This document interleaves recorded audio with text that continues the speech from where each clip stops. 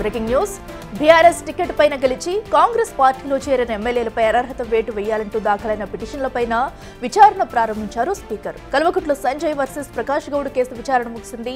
కాలే Yadaiah versus Chinta Prabhakar case విచారణ ప్రారంభమైంది. ఇరు పక్షాల అడ్వకేట్లు వాదనలు వినిపిస్తున్నారు.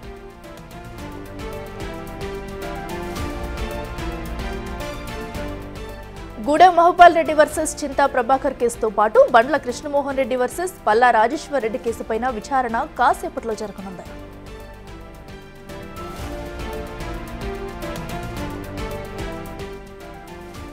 ఇదే అంశానికి సంబంధించి మరింత సమాచారం మా ప్రతినిధి హేమ అందిస్తారు. హేమ, చెప్పండి. ఇప్పటికే అటు పార్టీ ఫిరాయింపు కేసుల్లో అయితే విచారణ అయితే కొనసాగుతుంది. స్పీకర్ సమక్షంలో కూడా ఎవరి వాదనలు ఎలా వినిపిస్తున్నారు?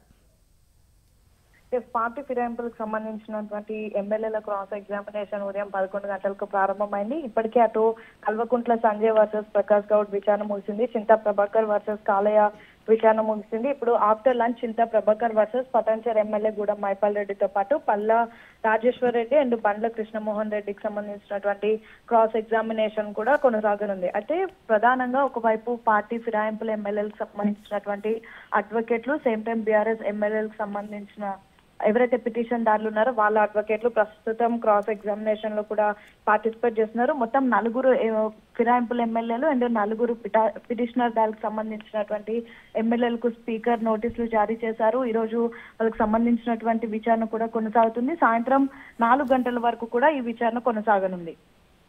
హేమ, అయితే విచారణ అనంతరం కూడా ఎవరు ఏ పార్టీలో కొనసాగే అవకాశం ఉందనుకోవచ్చు? ఎలాంటి చర్యలు తీసుకునే ఛాన్స్ ఉండొచ్చు? ప్రస్తుతానికి పార్టీ ఫిరాయించినటువంటి ఎమ్మెల్యేలు తాము ఇంకా బీఆర్ఎస్ పార్టీలోనే ఉన్నామని, కాంగ్రెస్ పార్టీలో జాయిన్ అవ్వలేదని, అండ్ సేమ్ టైం ముఖ్యమంత్రి రేవంత్ రెడ్డిని కలిసింది కూడా నియోజకవర్గ అభివృద్ధి కార్యక్రమాల కోసమే కలిసామని చెప్తున్నారు.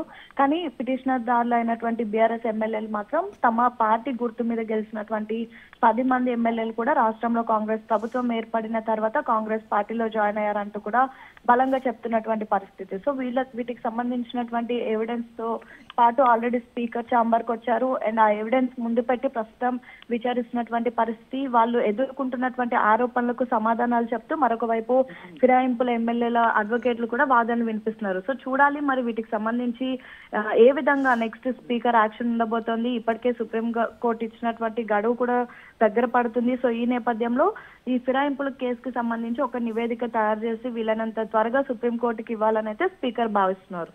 అయితే ప్రస్తుతం ఎమ్మెల్యేల వాదన ఎలా ఉంది? సో ఎందుకంటే ఇన్ని రోజుల నుంచి కూడా ఇష్యూ అయితే నడుస్తూ వస్తుంది. సో ఇప్పుడు బీఆర్ఎస్ కూడా కొన్ని రోజుల నుంచి కూడా వీరిపై పలు ఆరోపణలు చేసుకుంటూ వస్తుంది. వాంటెడ్ గానే అటు వెళ్లారంటూ కూడా. మరి దీనిపై ఎమ్మెల్యేలు ఏం చెప్పబోతున్నారు? ఇప్పటి వరకు అయితే బీఆర్ఎస్ ఎమ్మెల్యేలు కానివ్వండి, లేదంటే బీఆర్ఎస్ కి సంబంధించిన నేతలు చాలా బలంగా చెప్తుంది ఏంటంటే ఈ 10 మంది ఎమ్మెల్యేలు కూడా తమ పార్టీని వీడి కాంగ్రెస్ పార్టీలో చేరారని, సేమ్ టైం కాంగ్రెస్ పార్టీ చేసినటువంటి అనేక కార్యక్రమాలే కానివ్వండి, లేదంటే కాంగ్రెస్ పార్టీలో ఉన్నటువంటి ముఖ్య నేతలతో కూడా కలిశారు. సో వీళ్ళంతా ఖచ్చితంగా కాంగ్రెస్ పార్టీలో చేరారు అంటూ కూడా బలంగా చెప్తున్నారు. కొంతమంది ఎమ్మెల్యేలు అయితే నేరుగా కాంగ్రెస్ పార్టీ నిర్వహించినటువంటి ప్రోగ్రామ్స్ లో పార్టిసిపేట్ చేశారు. ఏసీసీ అగ్రనేతలను కూడా కలిశారు. వాటికి సంబంధించినటువంటి ఫోటోలు కూడా ప్రస్తుతం ఎవిడెన్స్ గా పెడుతున్నటువంటి పరిస్థితి. కానీ ఫిరాయింపుల ఎమ్మెల్యేలు ఎవరైతే ఆరోపణలు ఎదుర్కొంటున్నారో వాళ్ళు మాత్రం చాలా బలంగా చెప్తుంది ఏంటంటే మేము ఇంకా బీఆర్ఎస్ పార్టీలోనే ఉన్నాము, కాంగ్రెస్ పార్టీలో జాయిన్ అవ్వలేదు అంటూ కూడా వాళ్ళ వాదనలు వినిపిస్తున్నారు. సో ఇరు వాదనలు విన్న తర్వాత మరి స్పీకర్ ఎలాంటి నిర్ణయం తీసుకుంటారు అనేది మాత్రం ఒక ఉత్కంఠ నెలకొందని చెప్పుకోవచ్చు. ఎందుకంటే ఇప్పటికే పార్టీ ఫిరాయింపుల కేసు అనేది రాష్ట్రంలో సంచలనంగా మారింది.